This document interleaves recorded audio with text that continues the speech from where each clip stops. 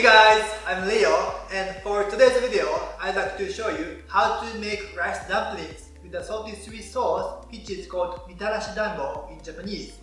Dango means dumpling, and it tastes similar to mochi but is usually more chewy and soft. Mochi is made from just mochi rice, but dango is made from a mixture of ordinary rice and mochi rice.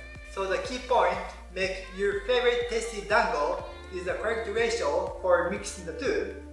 If you make the dango with just mochi rice flour, they will be smooth but too soft like mochi. On the other hand, if you make them with just ordinary rice flour, they will be too chewy and not soft enough. So you need to find a good ratio based on your preference. But you say you are lucky because I will show you which ratio is best later in this video. After watching this video, you can make your own favorite tasty dango. Okay, let's get started. First, please prepare these ingredients: ordinary rice flour called Jyoshinko and glutinous rice flour called Shiratamako in Japanese. You will need boiling water for the Jyoshinko and water for the Shiratamako. I will show you 4 variations of dango depending on differences in the ratio here. At the end of this video, you will see how different each dango will look and their different textures.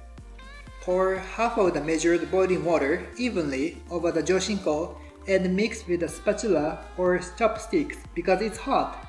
Then pour the remaining boiling water over the Jyoshinko and repeat. After you mix to some extent, knead well by hand and make a big chunk. The reason for using hot water is that Jyoshinko is made from ordinary rice and has fewer sticky ingredients, so it is kinda difficult to make lumps by just mixing it with water. Keep kneading the mixture until you feel the Jyoshinko absorbed all the water and the dough gets smooth. The texture is often described in Japanese as hardness like an earlobe. I got soft dough like this. Next, you do almost the same thing to the Shiratamako. Pour half of the measured water over the Shiratamako. As you see, there are many Shiratamako lumps. Mix them while crushing the lumps of Shiratamako with your fingers. Then, pour the remaining water over the Shiratamako and knead it until it gets smooth and soft again like earlobe. The reason why Shiratamako uses water is that it is made of glutinous rice, so adding boiling water will make it too sticky. It can stick together even with just cold water. Mix the Jyoshinko dough and the Shiratamako dough together completely. This is the original and usual procedure to make dango dough, but if you wanna be kinda lazy to complete this procedure, you can just mix both flours well and make dough with measured water. But when you make your dango with only or mostly Jyoshinko, I recommend that you make the dough with boiling water, as I explained earlier. Next, roll the dough into stick shape. Stretch it into stick shape with a thickness of about 3/4 of an inch. Make it as even as possible. Cut the dough to a width of 3/4 of an inch. Then roll each piece by hand like this. By stretching the dough and then cutting it in this way, you can quickly make many dango of uniform size. However, it is also okay to tear them one by one and weigh them one by one. The size of one dango should be about 0.35 ounces to a half ounces. I like small dango, so I recommend 0.35 to 0.45 ounces. The point here is to make the sizes same. Otherwise, when the dango are boiled in the next step, they will boil unevenly. Here are the 4 kinds of dango with different flour mixture ratios. They look almost the same so far. We will see how it will change after being boiled. Next, put the dango in boiling water and boil them. It is important to put them in plenty of boiling water. Adjust the number of dango being boiled at one time in the pot. The dango will initially sink to the bottom of the pot. Then, as the dango are gradually cooked, they will flow to the surface of the hot water. Dango that are about 0.45 ounces need to boil for about 2 to 3 minutes after it floats up.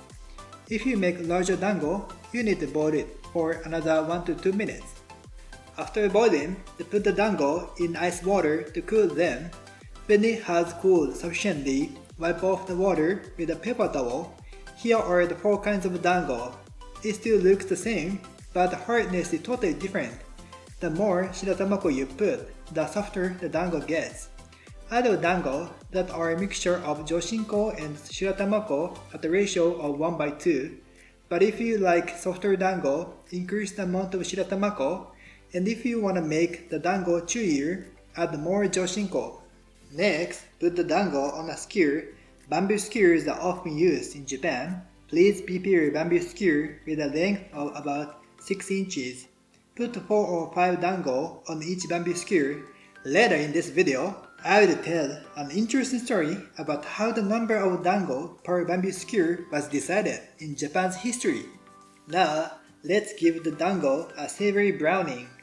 Place the skewered dangos on a hot frying pan. Cook the dango until they are browned.